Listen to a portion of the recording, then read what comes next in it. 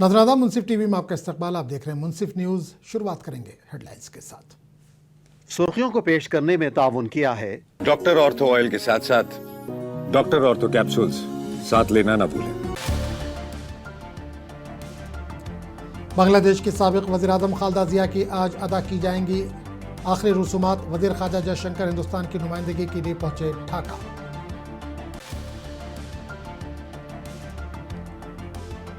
अमित शाह का दौरा मगरबी बंगाल जारी। मरकजी वज़ीर दाखिला ने रियासती यूनिट के साथ अहम मीटिंग में लिया हिस्सा।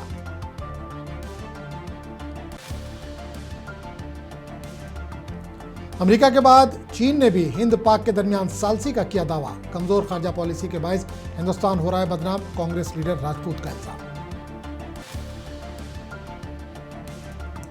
बीजेपी योगी आदित्यनाथ के जरिए मुंबई का माहौल खराब करने की कर रही है कोशिश। शिवसेना यूबीटी लीडर संजय राउत ने भगवा जमात को बनाया निशाना।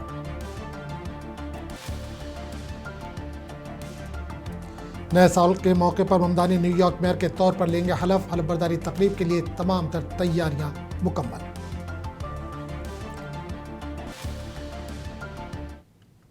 और अब खबरों की तफसील। बांग्लादेश के साबिक वज़ीर-ए-आज़म खालिदा जिया की नमाज जनाजा आज अदा की जाएगी। खालिदा जिया को उनके शौहर और बांग्लादेश के साबिक सदर ज़ियाउर रहमान की कब्र के करीब पार्लियामेंट कॉम्प्लेक्स में वाक़ ज़िया बाग में दफन किया जाएगा। नमाज जनाजा में बड़ी तादाद में सियासी रहनुमा, पार्टी कारकुनान और आवाम की एक बड़ी तादाद शरीक होगी। बांग्लादेश की हुकूमत ने इनकी मौत पर 3 रोज़ा कौमी शोक का ऐलान किया है। इस दौरान मुल्क भर में सरकारी इमारतों पर कौमी परचम सरनिगू रहेगा और तमाम सरकारी तकरीबात मुअत्तल रहेंगी। खालिदा जिया का गुज़िश्ता रोज़ इलाज के दौरान 80 साल की उम्र में इंतकाल हो गया था। ढाका में बांग्लादेश के साबिक वज़ीर-ए-आज़म खालिदा जिया के इंतकाल के बाद मुल्क भर में शोक की फ़ज़ा है। आखिरी दीदार और खिराज अक़ीदत पेश करने के लिए बड़ी तादाद में अवाम खालिदा जिया के जनाजे में शिरकत के लिए पहुँच रहे हैं। मनाजिर में लोगों को अजानी रहनुमा को अलविदा कहते देखा जा रहा है। लोगों ने काली पट्टियाँ भी बांध रखी हैं। और इस दौरान हिंदुस्तान के वज़ीर ख़ारजा डॉक्टर एस जयशंकर बांग्लादेश के साबिक वज़ीर-ए-आज़म खालिदा जिया की आखिरी रसूमात में शिरकत के लिए ढाका पहुंच चुके हैं। जयशंकर खालिदा जिया को हिंदुस्तान की जानिब से खिराज पेश करेंगे। जयशंकर ने अपने एक बयान में कहा कि खालिदा जिया ने हिंद बांग्लादेश ताल्लुकात में अहम रोल अदा किया था।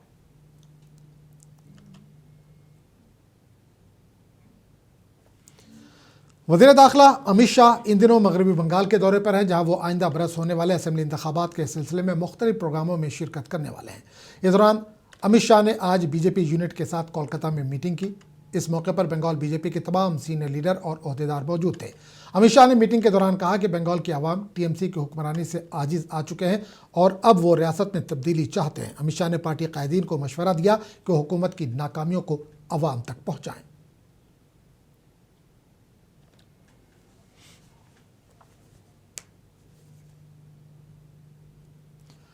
कांग्रेस के तर्जुमान सुरेंद्र राजपूत ने चीन की जानिब से हिंदुस्तान और पाकिस्तान के दरमियान सालसी के दावे पर वज़ीर-ए-आज़म मोदी को शदीद तनकीद का निशाना बनाया। कांग्रेस लीडर ने कहा कि पीएम मोदी की खारजा पॉलिसी कमज़ोर है।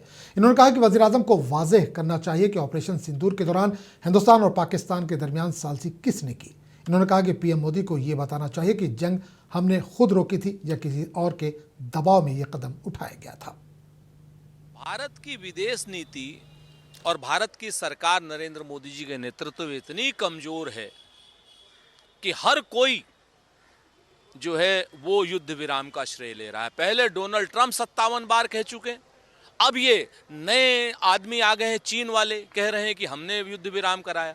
अरे भाई नरेंद्र मोदी जी डरिए मत, आगे बढ़कर कहिए कि किसने युद्ध विराम कराया है। हमारी भारतीय सेना सुनने के लिए तैयार है। हमारी भारतीय सेना जो पीएके को लेने के लिए तैयार खड़ी थी, आपने युद्ध विराम करके उनके पैर रोक दिए। भारत की जनता और भारत की हमारी महान सेना जो शौर्य और पराक्रम की अतिरेक करती है, बहुत बेहतरीन काम करती है, उसको भी ये समझना है कि हमको पीओके क्यों नहीं लेने दिया गया। क्या चीन ने मध्यस्थता कराई? क्या अमेरिका ने मध्यस्थता कराई? क्या भारत की विदेश नीति और रक्षा नीति भारतीय जनता पार्टी के सरकार में इतनी कमजोर हो गई है कि बाहरी शक्तियां हमारे यहाँ हस्तक्षेप कर रही हैं? कांग्रेस के सीनियर लीडर तारिक अनवर ने बीजेपी लीडर निशिकांत दुबे के बयान की मजम्मत करते हुए कहा कि अगर निशिकांत दुबे का बयान सच होता तो आज 10,000 करोड़ रुपए का फंड बीजेपी के अकाउंट में नहीं बल्कि कांग्रेस के अकाउंट में आता।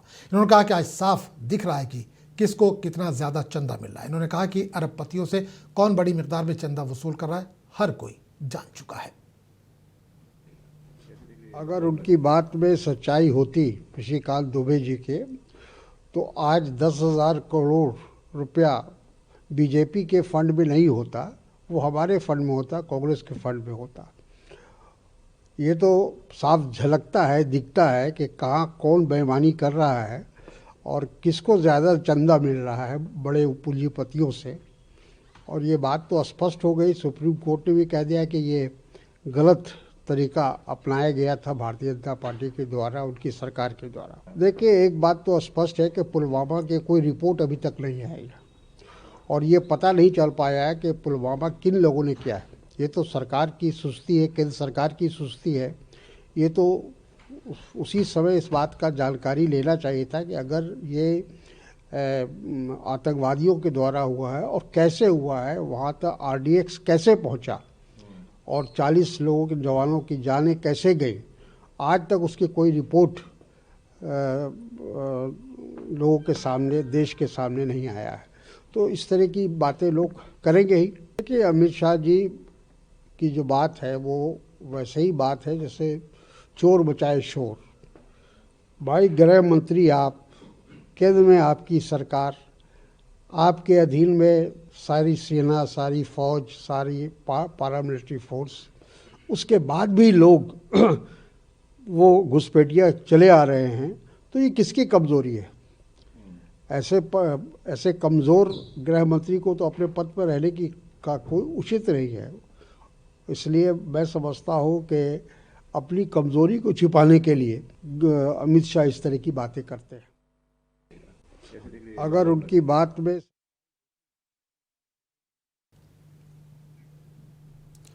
मुंबई में BMC के इंतखाबात में सिर्फ चंद हफ्ते बाकी हैं और तमाम पार्टियां इंतखाबी मुहिम में मसरूफ़ हैं।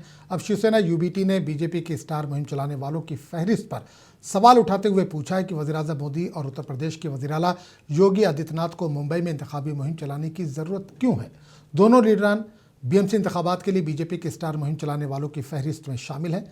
शिवसेना UBT लीडर संजय राउत ने कहा कि PM मोदी को मुंबई आने की क्या ज़रूरत है, योगी आदित्यनाथ क्यों आ रहे हैं, क्या यहाँ के वज़ीर आला इंतखाबी मुहिम चलाने के काबिल नहीं? दूसरी रियासतों के वज़ीर आला भी आ रहे हैं, आप यहाँ का माहौल ख़राब करना चाहते हैं। शिवसेना UB लीडर ने मजीद कहा कि योगी आदित्यनाथ और दीगर लीडरों को लाकर बीजेपी अपनी कमज़ोरी को जाहिर कर रही है। संजय राउत ने कहा कि बीजेपी के पास ताकत की कमी है, वो हर रियासत से चीफ मिनिस्टर को मुहिम चलाने के लिए लाना चाहते हैं। राउत ने मजीद कहा कि शिंदे ग्रुप को बीजेपी से सीटों की भीख मांगनी पड़ रही है। इन्होंने कहा कि हम कभी बीजेपी के सामने नहीं झुके, ये इज्जत नफ्स का मामला है।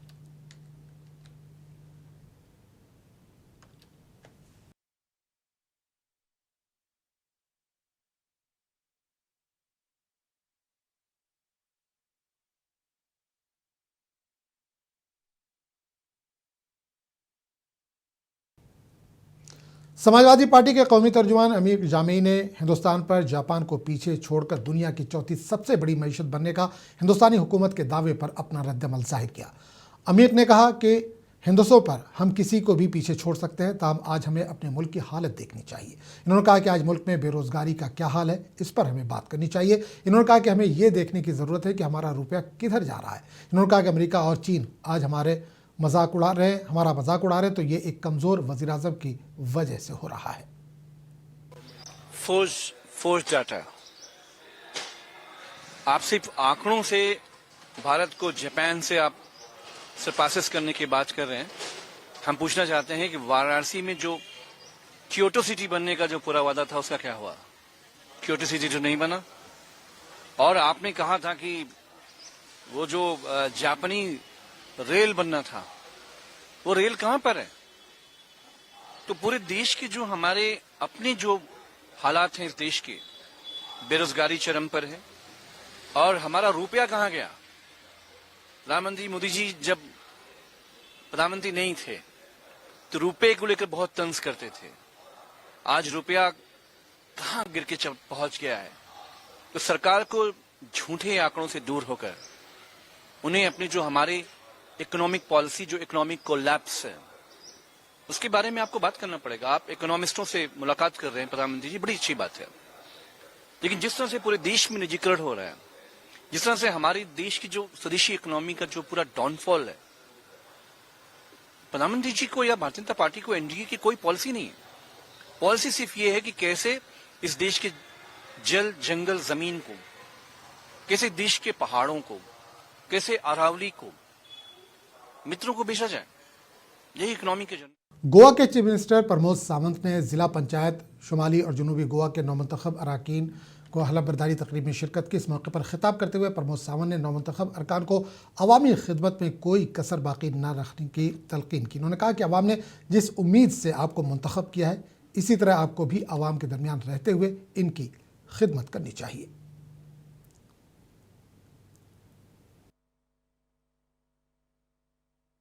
Good morning to all of you. आजच्या oath taking ceremony of newly elected chairperson, vice chairperson, all the members of the north Goa आणि साऊथ गोवा जिल्हा पंचायत आमच्या मध्ये आसात आमचे पंचायत मिनिस्टर जे बाब Mauvin Godinho, CS mister Kandavalo, director of the panchayat, त्याचबरोबर दोन्ही जिल्हा पंचायतीचे तुमचे CO. सगळ्यात पहिली तुमचे खूप खूप अभिनंदन. तुम्ही सगळेजण मोठ्या उमेदीत निवडून आयल्या, लोकांनी तुमकां मोठ्या मतांनी सगळ्याक निवडून हाडल्या, त्याबद्दल हांव तुमच्या सगळ्यांचे खूप खूप अभिनंदन करता. त्याचबरोबर specially congratulation for the Reshma Bandodkar, chairperson of the north Goa, Namdev Chari, vice chairperson of the north Goa जिल्हा panchayat, Shri Siddharth Gawas Desai, chairperson of the south Goa जिल्हा पंचायत, आणि Anjali Velip for the vice chairperson for the south Goa जिल्हा पंचायत. आम्ही पळयता की तुमकां मेळिल्लो मॅन्डेट हो तुमच्या गांवच्या विकासा खातीर आसा, तुमच्या जिल्हा पंचायतीच्या मतदारसंघाच्या विकासा खातीर आसा. आमी जेन्ना जिल्हा पंचायत म्हणटा तेन्ना हांव म्हाज्या भाशणांतल्यान हांव कंटिन्युअसली सांगता, गांव हो प्रमुख केंद्रबिंदू जर आमी दवरलो, गांवचो विकास जर आमी मुखार दवरलो. मुल्क भर में नए साल के जश्न की तैयारियां मुकम्मल हो चुकी है। इसके लिए हुकूमतों की जानिब से सख्त सिक्योरिटी इंतजाम भी किए जा रहे हैं। इस दौरान गोवा नए साल के तकरीबात के लिए हमेशा की तरह इस मरतबा भी मरकज़ बना हुआ है। गोवा के director general of police Alok Kumar ने बताया कि नए साल के तकरीबात के लिए तमाम सिक्योरिटी इंतजाम मुकम्मल कर लिए गए। इन्होंने कहा कि इंसदाद दहशतगर्दी दस्ता और IRB बटालियन के अलावा पुलिस को भी भारी तादाद में साहिली बाजारों, बस स्टैंड, सियाती इलाकों और रेलवे स्टेशनों पर तैनात कर दिया गया है। इन्होंने कहा कि इसके अलावा CC कैमरों से भी निगरानी रखी जा रही है। हर साल की तरह इस साल भी गोवा पुलिस ने नए साल की तैयारी के लिए बहुत सारे कानून व्यवस्था से संबंधित इंतजाम किए हैं। नॉर्थ गोवा, साउथ गोवा दोनों जिला की पुलिस कई दिनों से, क्रिसमस के पहले से ही नाकाबंदी, पेट्रोलिंग और जहां तहां वॉच टावर के ऊपर में निगरानी रख रही है। जैसा कि आपको मालूम है, इस साल गोवा में IR बटालियन के 700 नए जवानों ने ट्रेनिंग करके और फोर्स को ज्वाइन किया है। इसलिए हमारे पास फोर्स की भी अवेलेबिलिटी पहले से बेटर है और इसको ध्यान में रखते हुए नॉर्थ गोवा और साउथ गोवा दोनों डिस्ट्रिक्ट को एक्स्ट्रा मैन पावर भी IR बटालियन की दी गई है। और तमाम जगहों पर लगभग अगर हम पूरे गोवा राज्य की बात करें तो 100 से ज़्यादा जगहों पर नाकाबंदी और पेट्रोलिंग पार्टीज इवनिंग टाइम से लेकर और देर रात तक, जब तक कि टूरिस्ट लोगों का आना जाना लगा रहता है, तब तक ये चलता है। गोवा पुलिस पूरी तरह से मुस्तैद है ताकि टूरिस्ट्स और सिटीजन नए साल को की अगवानी एक अच्छे माहौल में, सेलिब्रेशन के माहौल में कर सके। दोनों जिले की पुलिस के अलावा coastal security police, tourist police और pink force, PCR, anti terrorist squad, bomb disposal squad और जो हमारा डॉग स्क्वाड है, इन सब की भी तैनाती इस अवसर पे की गई है। अगर कुल मिलाकर देखें तो 3,500 से भी ज़्यादा फोर्स नए साल के अरेंजमेंट में आज होगी ताकि सिटीजन्स और टूरिस्ट्स दोनों सुरक्षित तरीके से नए साल का सेलिब्रेशन। डिलीवरी वर्कर्स अपने मुतालबात की यकसुई के लिए मुल्कगीर हड़ताल कर रहे हैं। ताहम हड़ताल के बावजूद तेलंगाना के दारुल हुकूमत हैदराबाद में वर्कर्स अपने फ़राइज़ को जारी रखे हुए। इस दौरान Telangana gig and platform workers union के बानी और सदर शेख सलाउद्दीन ने कहा कि 5 अहम मुतालबात को लेकर आज मुल्कगीर हड़ताल का ऐलान किया गया। इन्होंने कहा कि हड़ताल प्लेटफॉर्म कंपनियों की जानिब से अपनाए जाने वाले गैर मुनसिफाना तर्ज अमल के खिलाफ एहतजाज में बुलाई गई है। इन्होंने कहा कि कारकुनों ने कंपनियों को 5 मखसूस मुतालबात जमा कराए और फौरी इजाले के ख्वाहां हैं। हाँ, स्ट्राइक चल रहा नेशन वाइड। यहाँ पे नहीं रखे स्ट्राइक, क्योंकि जो भी रेगुलर वर्कर्स है जिसका भी अब फाइनेंशियल कंडीशन नहीं बोल सकते अपन, तो जो भी वर्क करते हैं डेली बेसिस पे, जो डिपेंड रहते हैं डेली वेजेस पे, तो उनका स्ट्राइक नहीं करे। जो भी है दूसरे स्टोर के यहाँ पे आ गए उन लोग, जो भी लाइक 10 to 15 मेंबर्स, तो यहाँ पे राइडर्स भी बन गए, जिस वजह से ऑर्डर कम हो गए। तो यहाँ पे स्ट्राइक नहीं रखने की वजह यह है कि जो भी डेली वेजेस पे डिपेंड रहते उनका ऐसा समझ के नहीं रखे समझो स्ट्राइक। नेशन वाइड तो है स्ट्राइक, दूसरी जगह। मेरा नाम वेंकटेश है। मैं 5 साल से डिलीवरी ड्यूटी कर रहा हूँ, 2021 से कर रहा हूँ। करना पड़ता है जी, नहीं करे तो कैसे बोलो, सबके साथ मैं ही क्या से बोलो तो हेल्थ एक्सीडेंट होता, वो हेल्थ इंश्योरेंस देते हैं बोलते, उसको वो नहीं देते, और मिनिमम बेस पे लगाना चाहिए। हाँ, सबके साथ मैं ही हूँ, पूरा करे तो मैं भी रेडी हूँ, अकेला करे तो नहीं होता ना भाई। तो हाईरेक के ऊपर डिपेंड रहता है ना, होता है जॉब ऑर्डर के हिसाब से रहता है, चल रहा फिलहाल तो। अब कोई भी तो इशू नहीं है यहाँ पर, तो लोग अपने तो कोई भी नहीं बात नहीं बोले। यहाँ पर अपने फ्रेंड्स भी है, लोग भी हैं कोलिग से। गुजरात के अहमदाबाद में 14वां बैनुल-अक़वामी फ्लावर शो कल से साबरमती रिवर फ्रंट पर शुरू हो रहा है। इस फ्लावर शो में हिंदुस्तान के विरसे और जदीद पेशरफ्त की नुमाइश होगी। ये नुमाइश हिंदुस्तान के काबिल फ़ख्र सकाफ़ती विरसे की नुमाइश के लिए एक मुनफरिद जश्न के लिए तैयार है। कल से शुरू होने वाला ये फ्लावर शो 22 जनवरी 2026 तक जारी रहेगा। शहरी इदारे ने एक बयान में कहा कि वज़ीर आला भूपेंद्र भाई पटेल इस नुमाइश का इफ्तिताह करेंगे। इस मौके पर चीफ मिनिस्टर की जानिब से ख़वातीन को बाइख्तियार बनाने के मौजू पर तैयार करदा मुजस्मे की नकाब कुशाई भी की जाएगी। इदारे के मुताबिक फ्लावर शो महज फूलों की नुमाइश नहीं बल्कि एक मुतहर्रिक और फ़नकाराना है, जिसमें हिंदुस्तान के कदीम रिवायत से जदीद तरक्की तक के सफ़र को दिखाया गया है।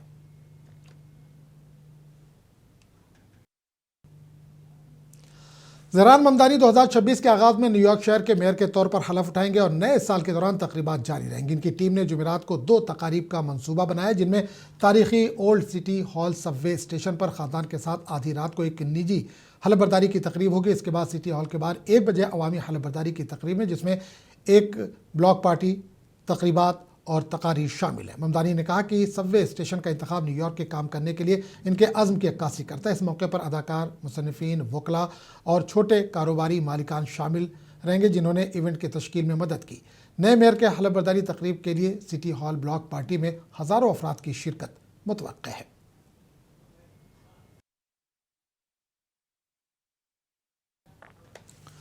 पाकिस्तानी फास्ट बॉलर शाहीन शाह अफरीदी घुटने की इंजरी के बाइस लीग से बाहर हो गए हैं। अफरीदी ने फेसबुक पर लिखा कि अचानक इंजरी के बाइस पीसीबी ने मुझे वापस बुला लिया और मैं बहाली के अमल से गुजरूंगा। इन्होंने कहा कि मुझे उम्मीद है कि मैं जल्द ही मैदान में वापस आऊँगा। अफरीदी गुज़िश्ता हफ्ते एडलीड स्ट्राइकर्स के खिलाफ बॉलिंग करते हुए अपना दायां घुटना जख्मी कर बैठे थे। इसके बाद वो मैदान से बाहर हो गए। पाकिस्तान क्रिकेट बोर्ड ने 7 फरवरी से शुरू होने वाले T20 वर्ल्ड कप के पेश नज़र एहतियाती इक़दाम के तौर पर अफरीदी को वापस बुला लिया है।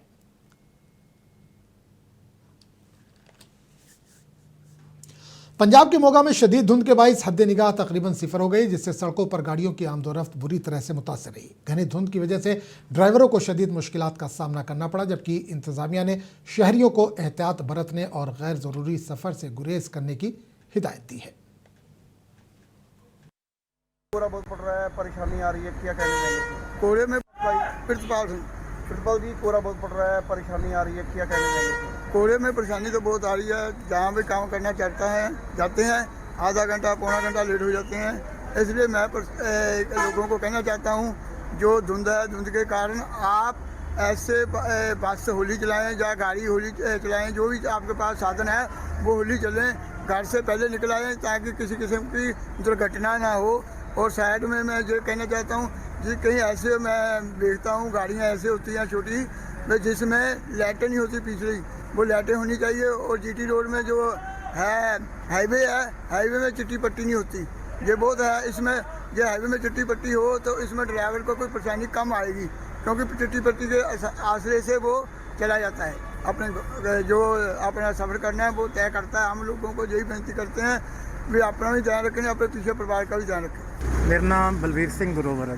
दुलीप सिंह जी, कोहरा बहुत पड़ रहा है, क्या टाइम हो चुका और क्या परेशानी आती है और क्या मैसेज देना चाहिए? टाइम तकरीबन इस वेले 6 बज चुके हैं और धुंध बहुत ज़्यादा पै रही है।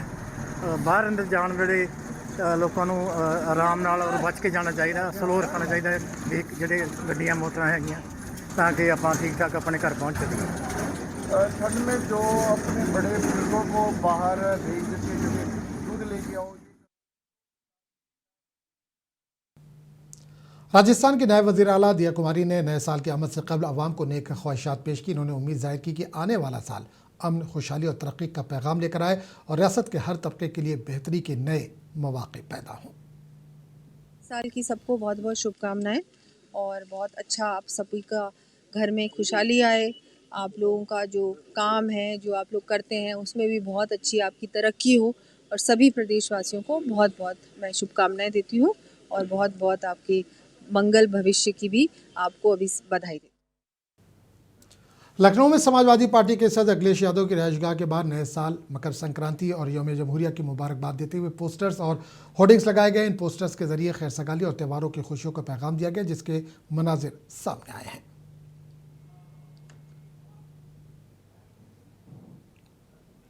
और वहीं लखनऊ में कांग्रेस पार्टी के दफ्तर के बाहर भी नए साल की खुशियों की मुबारकबाद देते हुए पोस्टर्स और बैनर्स लगाए गए हैं। इन पोस्टर्स के जरिए मुकामी अवाम को नए साल की तमन्नाओं का पैगाम दिया गया है।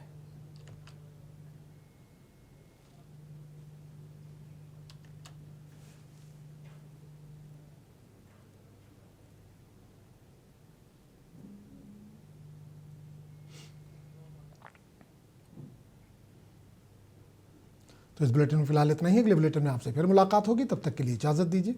आदाब।